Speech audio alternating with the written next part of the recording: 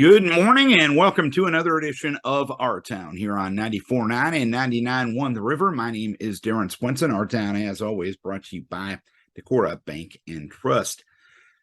We have a 6-guest, 5-interview program on the show this morning, and we're going to go a little bit into the toy department this morning. Of course, the state cross-country meet coming up this weekend. The defending Class 1A girls champion is South Winn. And they are back at the state meet with 6 of their 7 runners returning from that state championship team a year ago. We'll preview the state meet with Kevin Kearney and Scott Conway from the South Winn cross country program. The Waukon boys are ranked highly as well in Class 2A. Tara Stein has her team back at state for the 3rd consecutive year and the 27th time in school history. We'll preview the state meet with her. Another area kid doing good things at the Division I level is Sharon Goodman, just a fine kid, a great representative of Northeast Iowa and Crestwood High School and the community of Lime Springs. She is getting ready for her sophomore season with the University of Iowa women's basketball team. She had to sit out last year due to a ACL injury. And Sharon is back and ready to go for the nationally 4th-ranked Iowa Hawkeyes in the preseason. We had a chance to talk with her last week at Iowa Women's Basketball Media Day. But we got a couple of serious matters to go after this weekend. It's going to be a busy weekend for supporting kids in music and for music itself. A community benefit concert will take place Sunday. And, of course, the holiday craft and bake sale for the Decorah Music Boosters will take place this weekend. We'll get a preview of that with Jason Rausch, the vocal director at Decorah High School. But first things first this morning, our A-section topic, shall we say, if we can go kind of old school newspaper on that end of things. Coming up next Tuesday is the beginning of the open enrollment period for health insurance for 2023. Of course, things change from time to time, and there's good things to be reminded of from time to time. And when we need to know about health insurance, we talk to our good buddy, Mr. Brian Huinker from Group Benefit Partners in Decorah. Brian will kick off the Our Town program. It's brought to you by Decorah Bank and Trust this morning on 94.9 and 98.9 The River. Health insurance is towards the top of the news as a new open enrollment period will come here in the not too distant future. And when we want to know about health insurance, we talk to our guy, Brian Huinker from Group Benefit Partners. And before we talk health insurance, Brian, I have an apology for you. You were named women's golf coach at Luther. I have it on a sportscast in August. You call me up angry that you didn't get an interview. Let this be my formal apology for that. My bad, my friend. Apology accepted, my friend. All right. On to the task at hand of the open enrollment coming up. When does open enrollment begin, first of all? Just a few days from now, November 1st.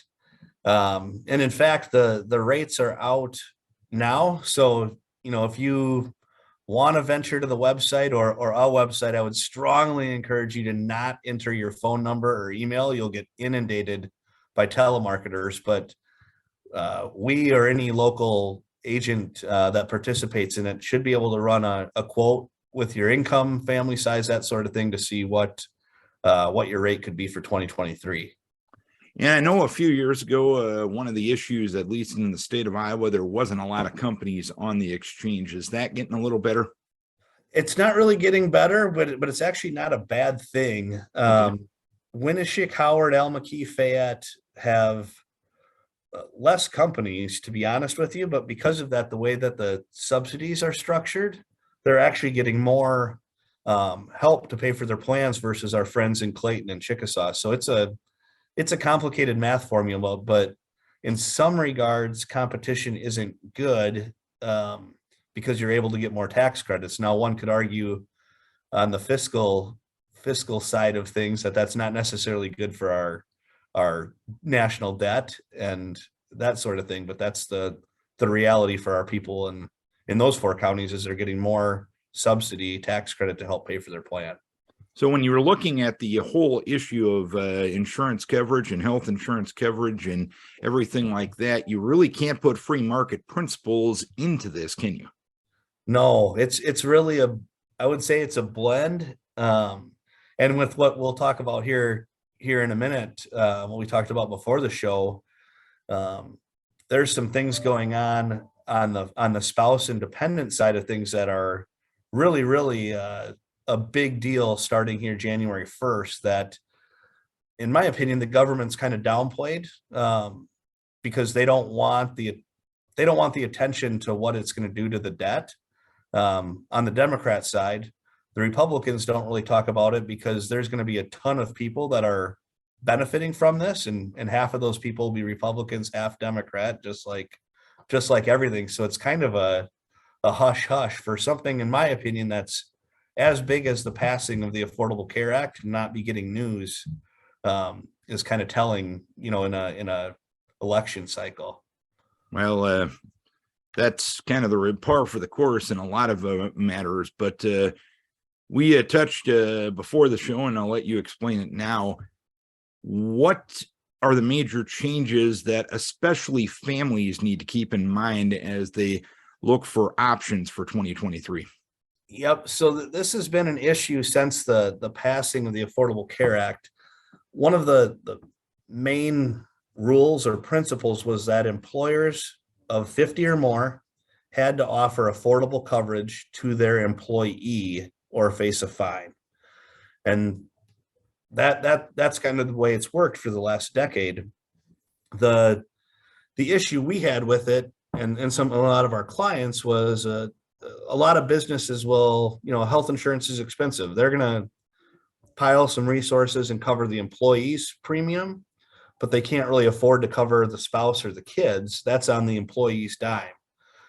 So with the passing of this new executive order and the implementation for January 1st, depending on your household income and family size, spouse and kids can now go to the exchange and get tax credits to help pay for their plan. We've got a lot of groups that are, to add your family, it's $800 a month, $900 a month.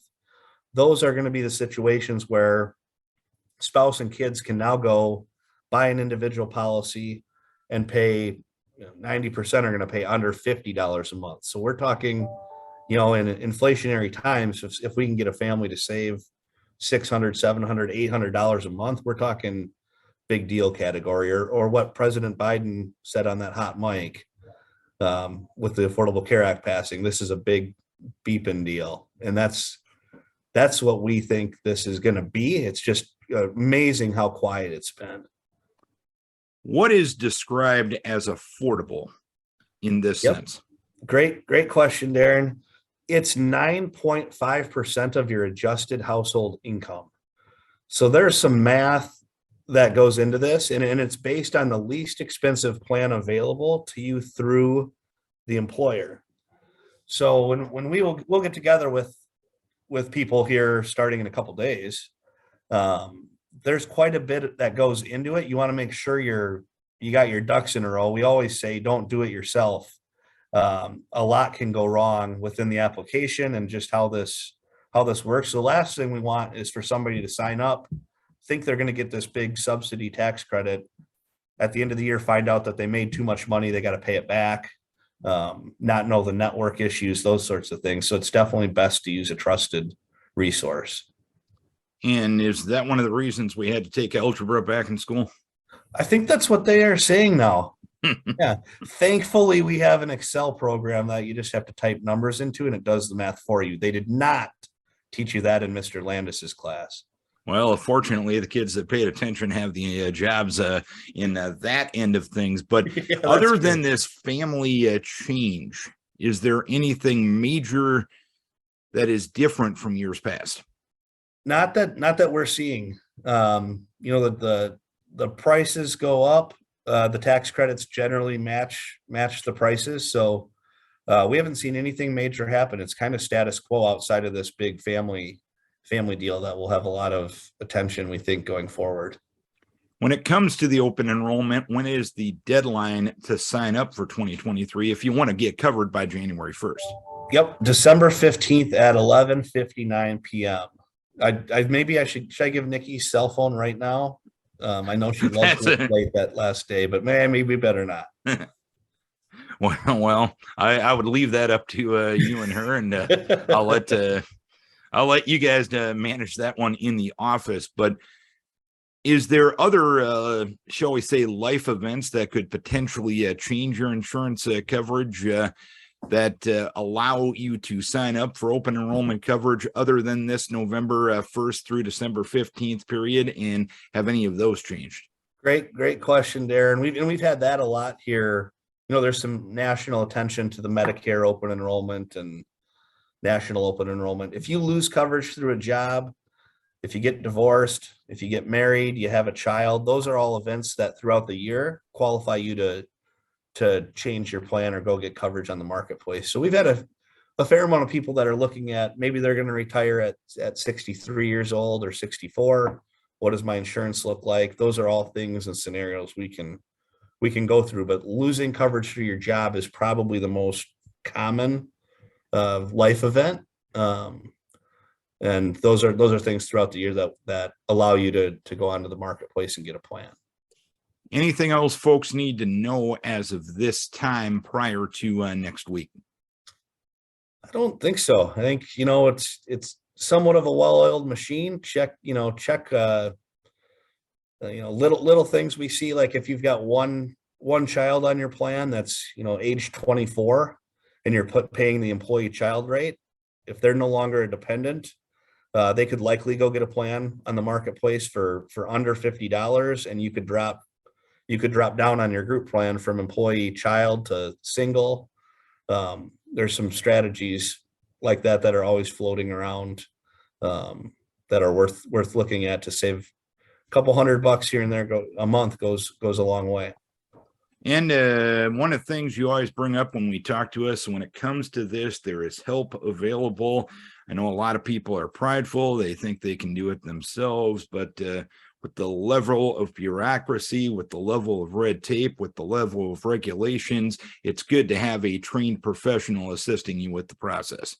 Without a doubt. I mean, this stuff can get complicated, and we've seen, just general insurance company and marketplace errors throughout the year. You want somebody in your corner to help you file an appeal, to help make calls on your behalf, and about everything under the sun has happened to us in the last decade. So we think that expertise, when it doesn't cost you a penny more, you might as well have an agent's name behind it to help you when you need it. All right, Brian, we appreciate the great information you always provide regarding health insurance. Open enrollment period starts next week, and we appreciate you taking the time to tell us what's going on, and if there's anything that's ever changes, you've got my number, so text me. Absolutely. And one more piece of advice, since you stiffed me on that first golf interview. Okay. Most important thing is keep your head down. Your playing partners that can watch your ball and the ball flight, you got to keep your head down on the ball. Even though it doesn't move, you'd be surprised how many people lift their head. Appreciate it, Coach Huinker. Health insurance tips, golf tips. This guy has it all. Any other life advice you can pass on to us this morning? Yeah, the rest of my stuff's somewhat of a train wreck, so I defer to you, Lance. All right, Brian Huinker with Group Benefit Partners in Decorah. Open enrollment for the 2023 Health Insurance Exchange starts next week.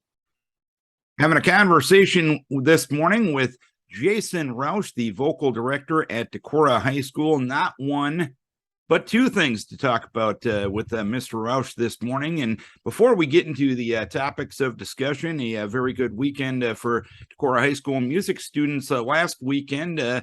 That's what this is all about. Brag up your kids a little bit there, Jason.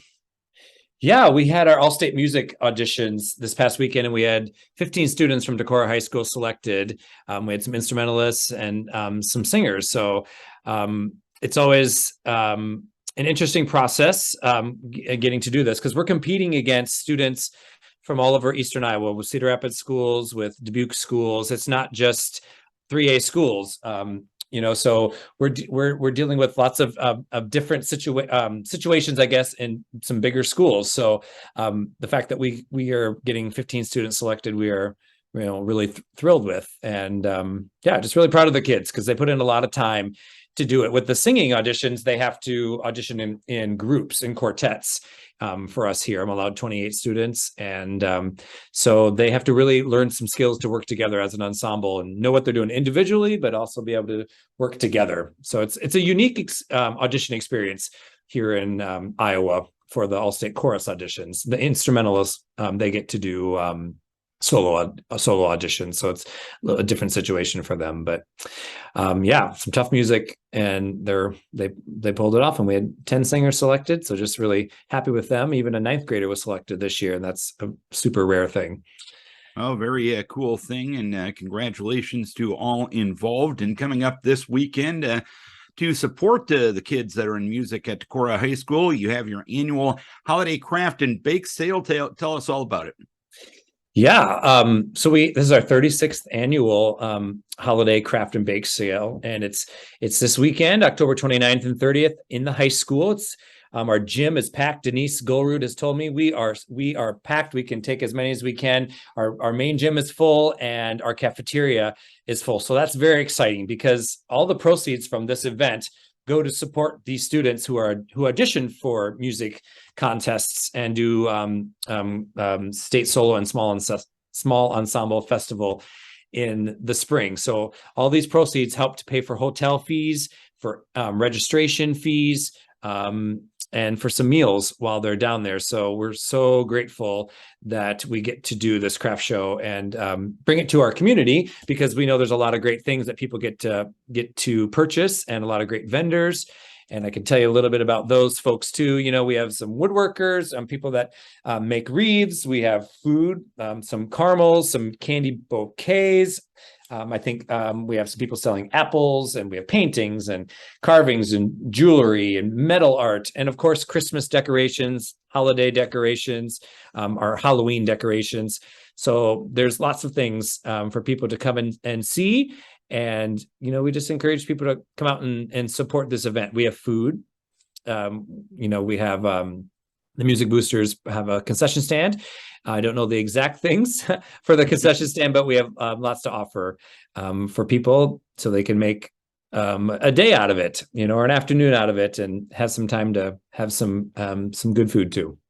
And what are the hours for the show coming up this weekend? Yeah, on Saturday, the 29th, it is 9 o'clock to 4 o'clock. And then on Sunday, it's 10 o'clock to 3 o'clock.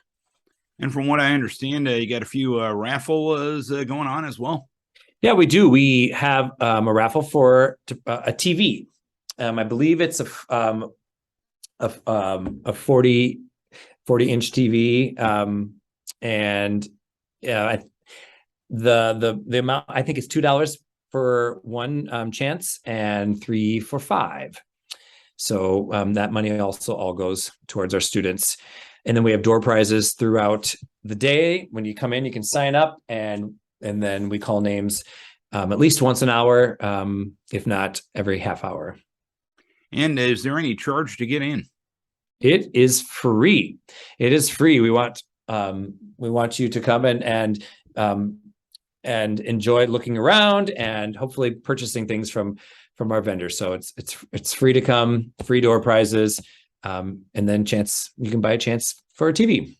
I know this show has been going for 36 years. It's kind of shows it's a good show because the vendors keep coming back and the people keep coming back too. Yeah, we're really grateful for our vendors that they do come back year after year, and you know, they're helping to support what we're doing here in Decorah for our music students. So we're thankful for them. And if that wasn't enough this weekend, you got a special event coming up on Sunday involving your high school concert choir, the Decorah Chorale, which you're involved in as well, and the Luther College Nordic Choir. Tell us about that. Yeah, so well, to be honest, a little over a year ago, you know, and during the pandemic, and as we were kind of bringing ourselves back to singing again, I just had this thought, like, you know, when it feels good again, we need to bring some groups together and do a concert. And so I approached Dr. Andrew Last, director of the Nordic Choir at Luther. I approached him in April, and I said, what would you think about us combining these three choirs together, and we do a concert at Luther? and we do some pieces by ourselves. We do some pieces together, and then we have an offering, a free will offering that could go to an organization in our community. And our board at the Decorah Corral decided, what if we did it for the Decorah food pantry? Because we know that there's lots of need and food insecurity going on in our community these days. And so that's what we decided to do. So we're going to do something fun and positive, and with the community. We're calling it Decorah Sings, because Decorah does definitely sing.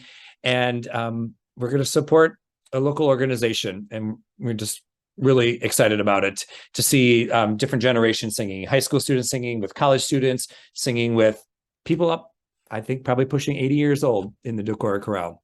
So it'll be about 200 singers together. And it'll be about an hour and 15-minute concert. Won't be a real long concert, but I think people are going to really enjoy it, and it's going to be pretty special. So I'm again grateful for what we get to do in our community and the music we get to make. And when and where is the Sunday concert? The concert is October 30th. So it's this coming Sunday. It's at 4:00. So you can come do your shopping for the craft show and then come on up to Luther. And the concert's at 4:00, like I said, and it's just a free will offering. If you feel moved to give towards the Decorah food pantry, you can do that. But yeah, it's at 4:00 in the CFL at Luther College, and always give yourself time to to park. And there's not a lot of parking right there by the Center for Faith and Life. So just give yourself a little time. And yeah, we'll look forward to seeing people. We're also, I believe the concert will be streamed live, so that if people don't feel comfortable or aren't able to get out to that, they can also watch it from the comfort of their home. All right. So a busy weekend coming up musically, and to support the young people in Decorah. Give us the final sales pitch, not only for the craft and bake sale this weekend, but the community concert coming up on Sunday, Jason. Yeah, so we hope we get to see you at the school for the craft show on Saturday and Sunday this weekend, and then on Sunday, come join us up at Luther, and you can support the students and our Luther students and our community members in singing for a concert at 4:00 at the CFL. Proceeds all go towards the Decorah community food pantry. So we're just grateful, and we thank everybody for their support.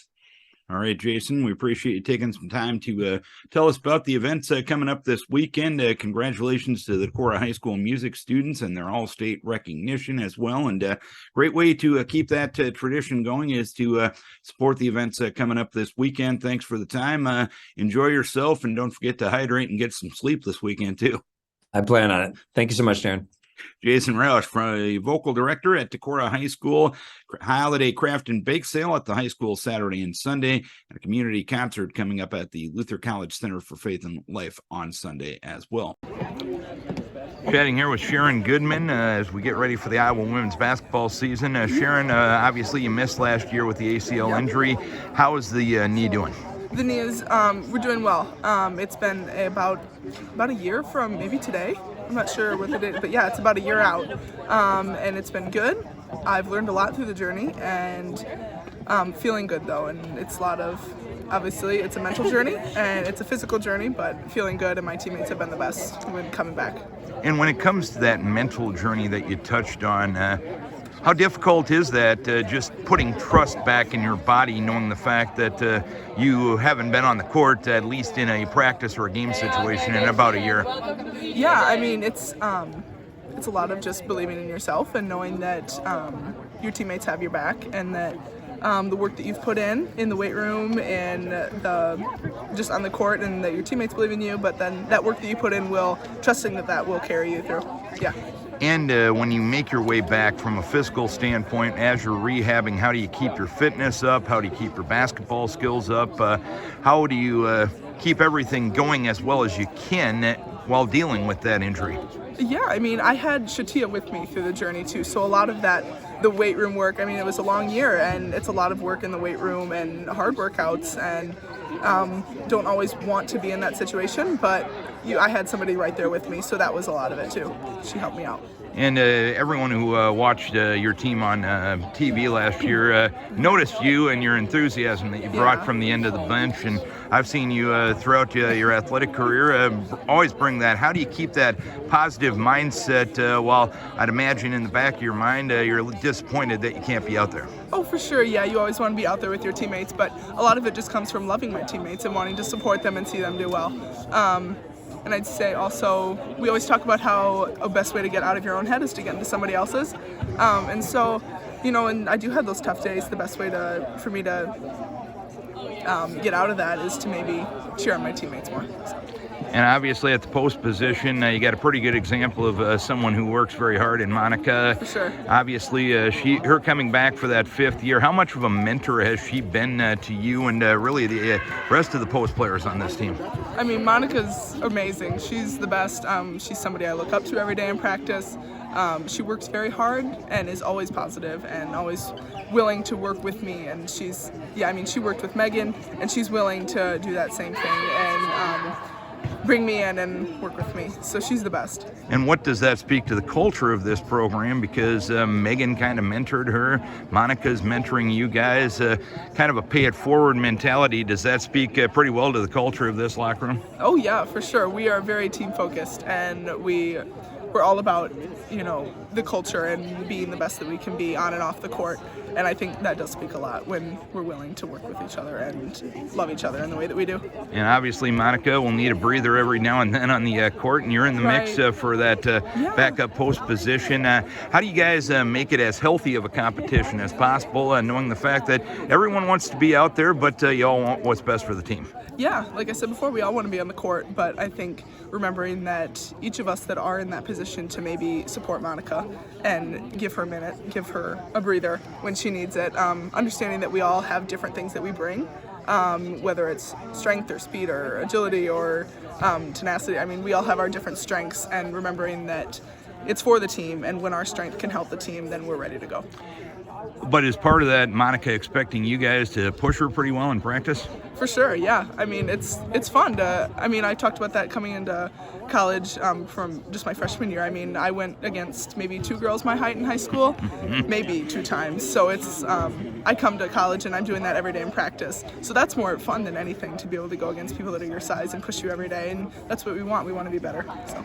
And so what you're saying is pressure is a privilege, perhaps, right? For sure. It definitely is. And obviously expectation for this team pretty high. Yes. You're Big Ten pick number 1. You're picked 4th in the country.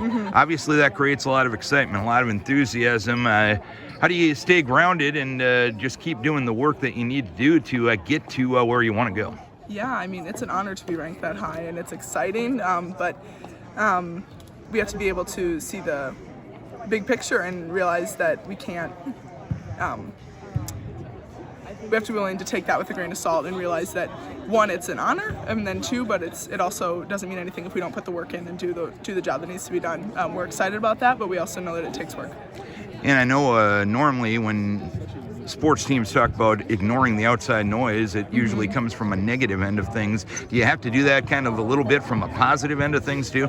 Yeah, you can't get listening to the outside noise and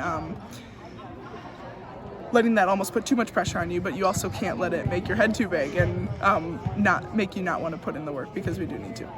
And as for you, your goals for this upcoming year from a personal level, everyone knows what the team goals are, but personally, what do you expect out of yourself this year?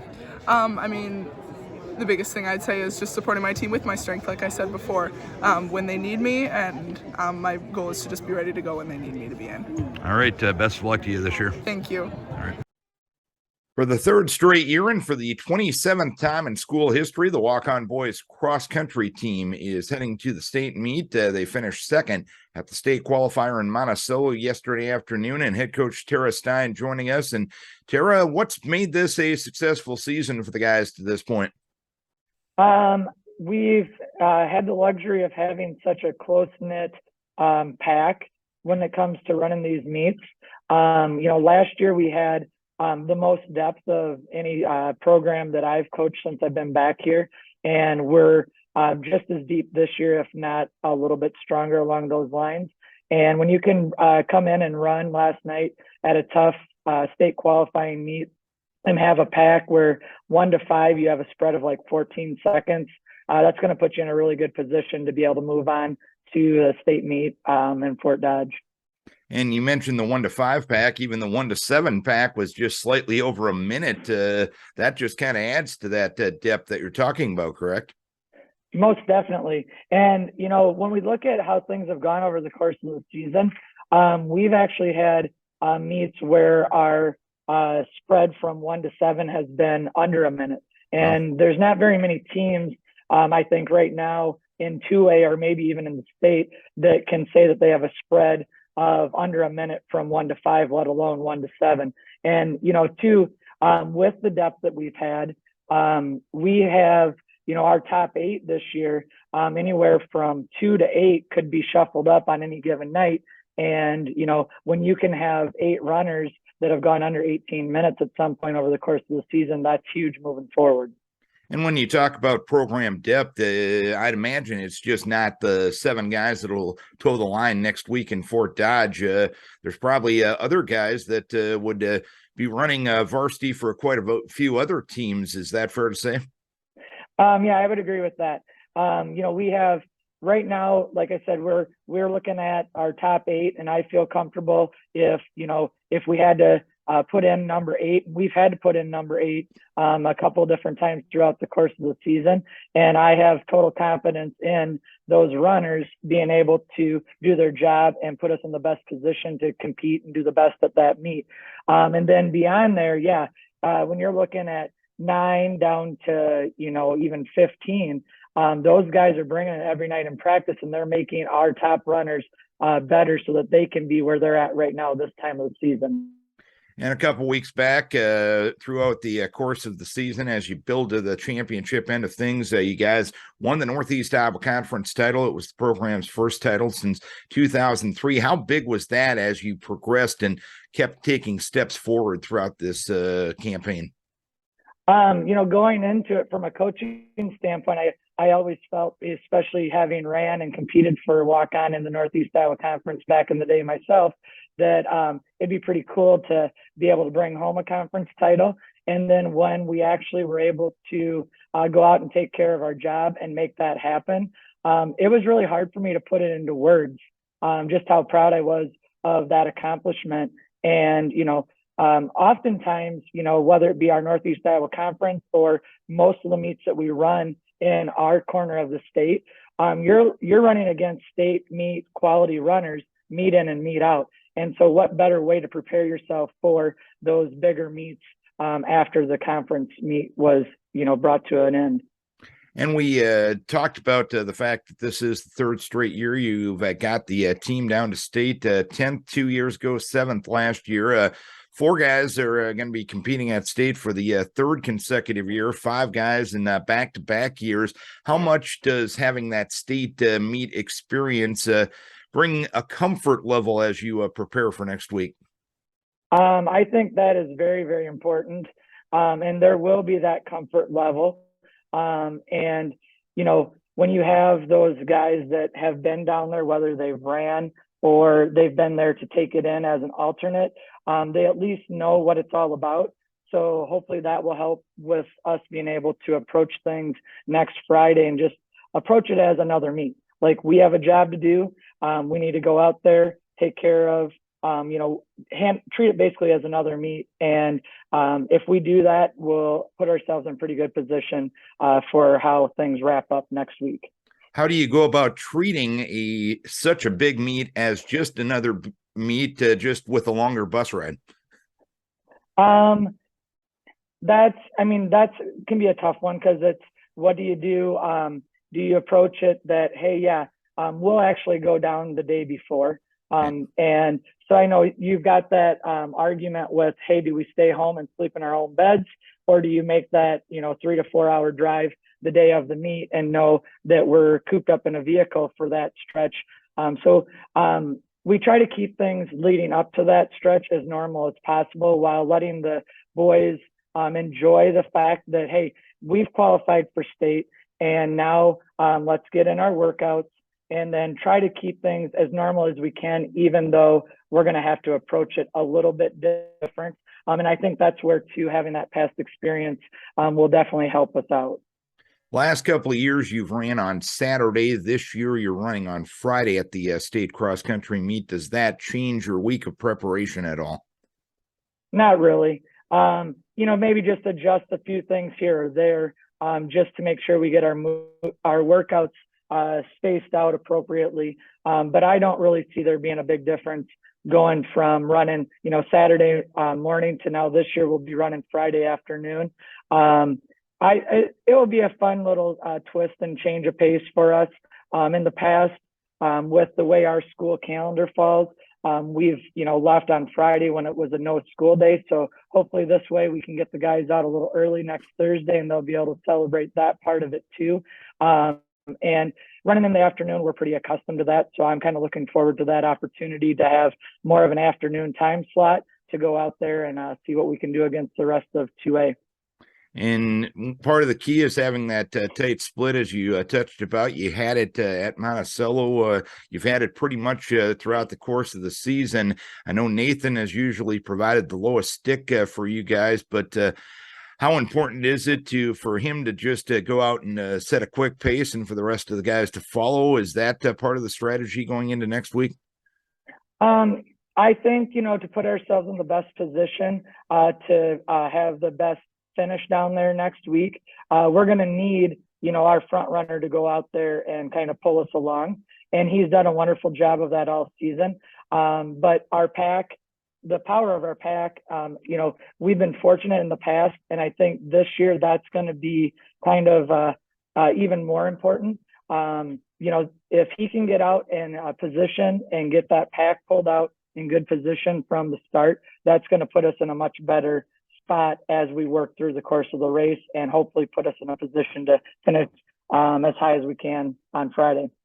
As you prepare for the meet, do you go out and kind of scout and kind of handicap the other teams that you'll be facing on next Friday, or is it just solely about having your guys have their best day last Friday, or is it a little bit of a mixture of both? I think it's a little bit of a mixture of both. It's fun to look at things over the course of the season. You anticipate, you wait for those preseason rankings to come out. It's fun to see your school listed there. It's fun to watch. And, those rankings are very important when it comes to getting everyone assigned for those state qualifying meets. And yeah, we've started the season, I think, ranked 3rd. And then we dropped as low as 7. We've been 2 the last couple of weeks. But it's one of those things, like I said, it's fun to see, but you take it with a grain of salt.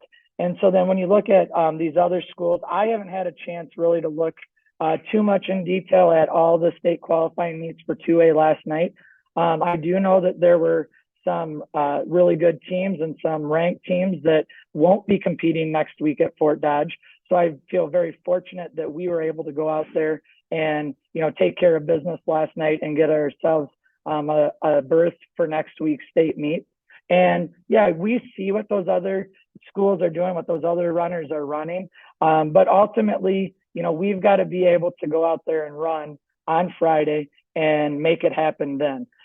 So it doesn't matter what the times are on paper. It comes down to who's going to show up next Friday and compete the hardest in the conditions that we have. So basically, you've never seen a cross-country course full of paper. It's usually rougher terrain than that, right? Most definitely. And what's it going to take to have as good of a day as you possibly can next Friday? It's going to take us going out there and, we're going to have to move our pack up. When you look in terms of times last night, our times were comparable to what we ran last week at conference, but they're not our best times. They're not, I still feel like we have room to improve there. And if our lead pack can get out there and move that pack, drop some seconds off of those times, that's going to put us in as good a position as we can be to hopefully place as high as possible down there at state next week. but you've had a great season, and you're talking about the feel that this team can get even better. That's a pretty good spot going into state, right? Yes, I like where we're sitting. I've told the guys how we've ran competitive times from meet one till even last night. And if we can continue to see, not everyone's, in a perfect world, you want to see your PRs at the state meet. And I know that's not always realistic. It's going out there and competing hard, and the conditions might not always allow for that season's best or that personal record. But if we are positioning ourselves and we continue to see like chip away at those times as much as possible, yeah, that's going to put us in a really good position for next Friday. All right, Tara, we appreciate you taking the time. As I mentioned, always fun to talk to you this time of year. And as you get ready for the state meet, here's to a great week of preparation and as good of a day as you can. A week from today, as you head down to Fort Dodge, the most fun place to be at the end of October, correct? Most definitely. Thank you so much. Tara Stein, head coach of the Waukon boys cross country team. 3rd straight year they've been to state and the 27th time in school history. I usually get the pleasure of talking to these two gentlemen this time of year, and thanks to themselves and the young women in their program, I get that pleasure once again this year as the South Winn girls back at state. They were the state champions in 1A last year, runners-up 2 years ago, and a lot of that nucleus is back again for a 3rd straight year. And we'll start with you, Kevin. What has made this a successful and a fun group to coach? I think the biggest thing with this group, and I just kind of thought about this the other day, when they were freshmen, they were 6th place at the district meet. And I was kind of wondering if, other than maybe the Luther meet, I'm trying to think if they had ever, I don't think they've ever got 6th place in a meet again after that.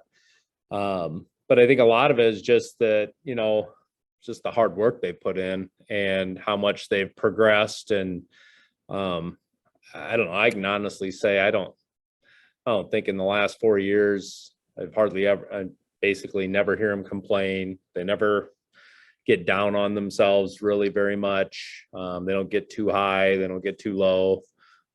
Just sort of every week they, do a good job at the workouts and encourage each other and very supportive. And then they always compete just to, as best they can on that day. And sometimes they have, good days or not so good days. But like I said, they just kind of come back the next day and they're ready to go again. And Scott, last week at the state qualifier at Cascade, obviously a very good day for you guys. 7 of the top 16 places were South Winn Warriors, and you had that nice split of a minute 32 between those 7 runners. What made things click at the state qualifier? I think just doing the same thing that we kind of always do.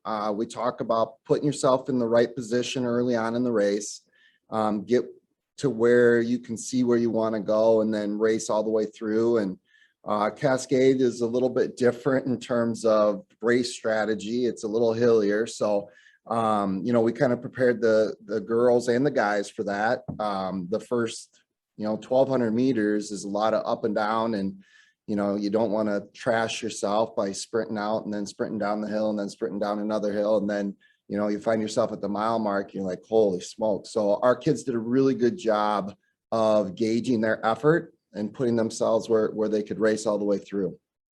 And throughout her career, Billy Wagner has been setting that little stick for you, Kevin. 5th as a freshman, runner-up as a sophomore, 4th place at state a year ago, and she was 2nd at the state qualifier. What makes her special? Well, I think it kind of goes back a little bit to, what I had said about the group as a whole. She's a big piece of that as far as that mentality of, she's probably, I'd have to say, got to be about the most consistent runner we've ever had in cross country, where, every single week she kind of goes out and, just does her best. And she's had some ups and downs, throughout her career, but they really don't set her back at all. And she kind of just refocuses and comes back out and gets another good effort. She has natural ability, but she also works really hard. She, she probably does as much or more running in the off season than anybody we have. And it's something she really enjoys. I think that goes a long way. I think it's something she likes doing. And if you like doing it and you're willing to put the time in, that's where that consistency comes from. And Scott, you look at this year's group, 6 of your 7 return from last year's team, and quite a few have had multiple trips down to Fort Dodge. Just having that comfort level of being at state before, what does that mean heading into Saturday or Friday in this case, I guess? Yeah. I think it just goes a long ways in terms of kids knowing what it's all about. We talk about this at any state competition. Really, everything just takes longer. You have to be to the line sooner. Warm-ups become tougher. Finding bathrooms. I mean, just all those kinds of things that, are little things. But when you've got a group that's been down there, has experienced it, they kind of know where they can sneak off to and get a little bit of, hey, let's focus in on what we're doing here. So that brings a certain comfort level, I think, a certain level of predictability, and that just goes a long ways to calming the nerves, I think. And Kevin, as you guys prepare for this state meet, do you go about handicapping maybe other teams, reviewing what they bring to the table, or is it just a simple case of trying to make Friday as good of a day as you possibly can for your team? Well, I think that's the number one thing is, ultimately the only thing you can control is what you end up doing. That being said, I think it also helps, I think it helps to know some things to expect in a meet. So if you can kind of, have at least a general idea of how the race is going to shape up and things like that, I think it gives the kids some level of comfort or confidence to kind of, have a game plan and, see that, okay, this is what we're supposed to do. And they said it was going to be like this, and yep, it's like that.